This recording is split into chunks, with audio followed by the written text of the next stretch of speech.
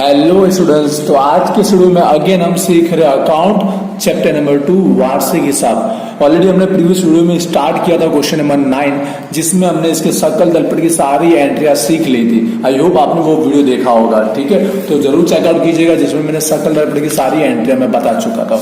आज के शेड्यूल में हम इस सम्स को कंप्लीट करने वाले हैं। आज हम इसके जो समायोजन है उसको सॉल्व करना सीखने वाले हैं। तो वीडियो एंड तक देखिएगा। प्लीज वीडियो को लाइक करना है, क्वेरी रहता है मुझे कमेंट करके बताना है।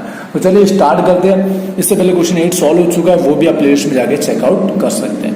स्टार्ट करते हैं। क्वेश्चन नंबर 9 फर्स्ट समायोजन देखिएगा, बहुत ही स्पेशल समायोजन है, बहुत अच्छे समायोजन है। नंबर 1, पूंजी पर 8% की दर से और आहरण पर 12% की दर से ब्याज गिनना है। और आगे टॉपिक ये आहरण के लिए दिया गया है, ठीक है। तो पहले हम बात कर लेते हैं पूंजी का 8% ब्याज निकालते हैं। तो ऑलरेडी हमने पूंजी की एंट्री की हुई है, जो हमने कहा कि ये पूंजी खाते में। तो आपको बस सिंपल सा है कि पूंजी का ब्याज भी पूंजी खाते में जमा साइड आएगा। मैं प्लीज कहना चाहूंगा आपको समायोजन तालिका याद करना रहेगा।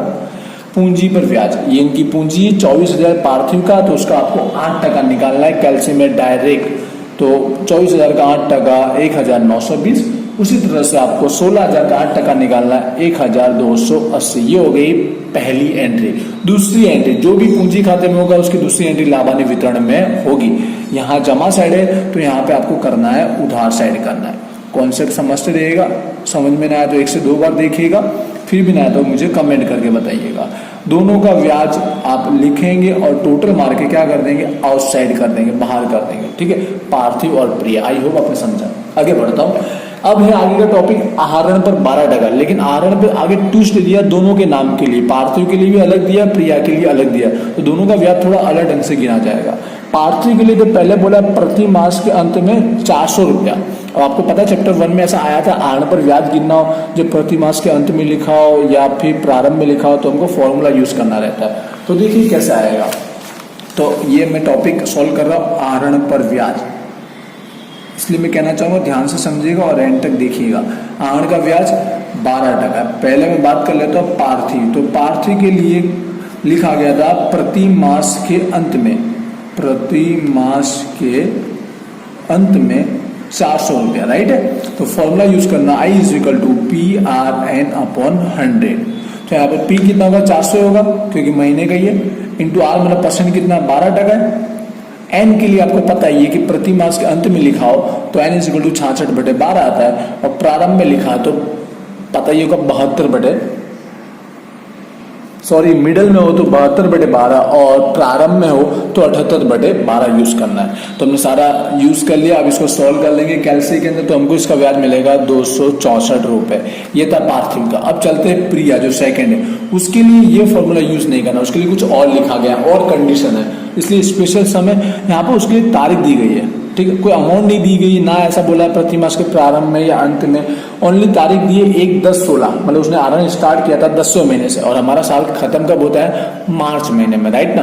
तो देखिए आहरण की रकम उसके अंदर से लेनी पड़ेगी। प्रिया का आहरण कितना, 3200। अब कैसे कैलकुलेट करना है, तो 3200 रुपया है और 12% का ब्याज है, बट तारीख 1/10 है। तो आप समझ रहे 1/10 से 31/3 कितने महीने का ओनली ब्याज आएगा, 6 महीने का। कितने महीने का आएगा, 6 महीने का आएगा। 10, 11, 12, 1, 2, 3। अब यहाँ पर उसका ब्याज आएगा 192 रुपए। ये दोनों के ब्याज की कैलकुलेशन अलग अलग थी। आई होप आपने समझा होगा, ठीक है। यहाँ पे सूत्र अप्लाई किया, यहाँ पर डायरेक्ट किया गया, ओनली तारीख को देखकर किया गया। तो दोनों की एंट्री कर देते। आहरण का ब्याज पूंजी खाते में कहाँ आएगा, उधार साइड किया जाएगा। जहाँ पर आहरण वहीं पर उसका ब्याज। तो जो दोनों का निकला पहले का 264 था, यहाँ 192 था। और दूसरी एंट्री लाभान्य वितरण में ही होगी, बट यहाँ उधार साइड है ना, तो यहाँ पर जमा साइड एंट्री होगी।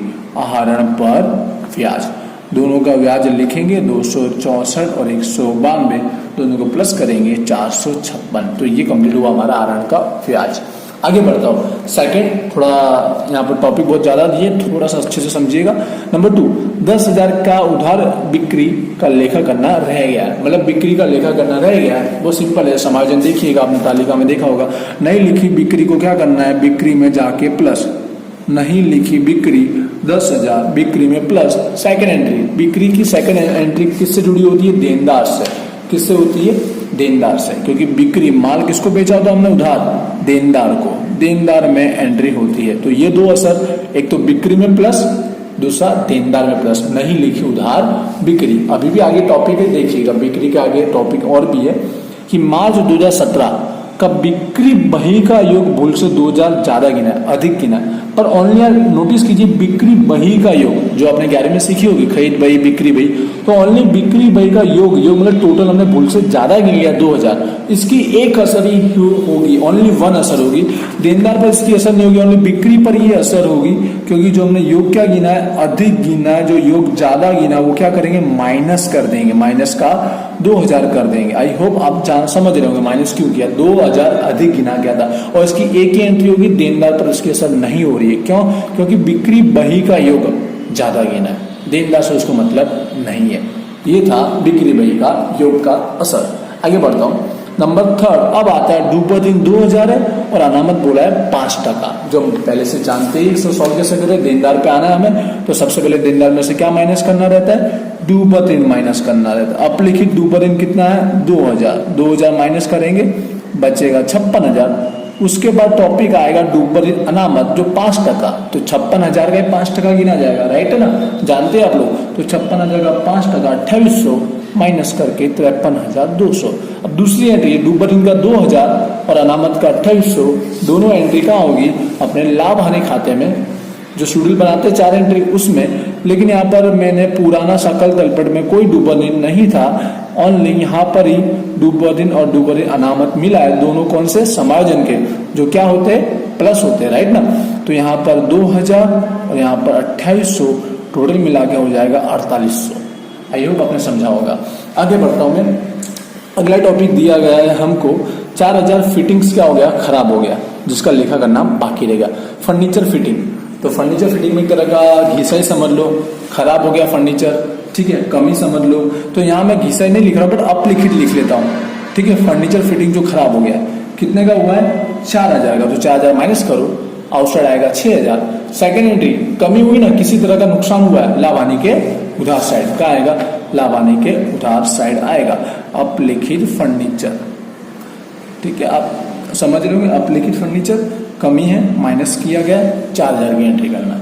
आगे बढ़ता एक और इंटरेस्टिंग टॉपिक दिया है, ग्राहक, ग्राहक मतलब देनदार, जिसको हमने संपूर्ण माल समय पर नहीं दिया है, उस वजह से उसने कोर्ट में 4000 का हमारा क्या करना है, चुकाने का दावा स्वीकृत किया है हमने, हाँ भाई आपको 4000 का दावा दे देंगे, हमको चुकाना है 4000 क्योंकि उसका समय से माल हमने पहुंचाया नहीं, तो एक तरह का हमारा देखा जाए चुकाना शेष दावा, ये हमारी जिम्मेदारी और हमारा खर्चा बढ़ जाता है। तो पहले खर्च की एंट्री समझकर हम लोग लाभ हानि के उधार साइड करेंगे, चुकाना शेष दावा, ठीक है, जो भी चुकाना शेष होता है आपको पता ही ना, लाभ हानि के उधार साइड आता है, चुकाना शेष दावा कितना रुपया हुआ, 4000, और वहीं जाकर ये हमारी लायबिलिटी, दायित्व बन जाता है, क्या बन जाता है, हमारा दायित्व बन जाता है, तो दायित्व में भी एक एंट्री होगा चुकाना शेष दावा, 4000 का चुकाना शेष दावा। आई होप समझ गए दोनों एंट्री, लाभ हानि के उधार साइड और यहाँ पर जमा मतलब पूंजी दायित्व में। और लास्ट है अदद, अदद मतलब होता है, अदद मतलब क्या होता है भाई, चुकाना शेष, अदद मजदूरी 2000, मजदूरी खाते तो लिख लिया है, लेकिन अदद मजदूरी खाते लिखना रह गया, क्योंकि मजदूरी जो चुकाना शेष मजदूरी की 2 एंट्री होती है, एक तो मजदूरी में जाके प्लस और दूसरा दायित्व में, तो ये बोलना चाहता है मजदूरी में तो एंट्री कर दी है, केवल चुकाना शेष मजदूरी लिखना रह गया, तो ओनली यहाँ पर एक एंट्री बाकी है, हमको मजदूरी में जाके प्लस नहीं करना है, उसने बोला मजदूरी में तो एंट्री हो चुकी है, तो मैं डायरेक्ट 10,000 आउटसाइड कर देता हूँ। दूसरी एंट्री जो चुकाना शेष हमको दायित्व में करना है, बस उसका ही उसमें लेखा करना रह गया है, चुकाना शेष मजदूरी। यहाँ पर भी समझिएगा 2 एंट्री नहीं हुई है, ओनली सिंगल एंट्री हुई है, क्योंकि उसमें लिखा है मजदूरी में तो लिख लिया है, केवल चुकाना शेष की एंट्री करना रह गया, तो यहाँ पर हमने सारे समायोजन कर दिए हैं कंप्लीट, और अंदर कोई समायोजन दिया गया नहीं है।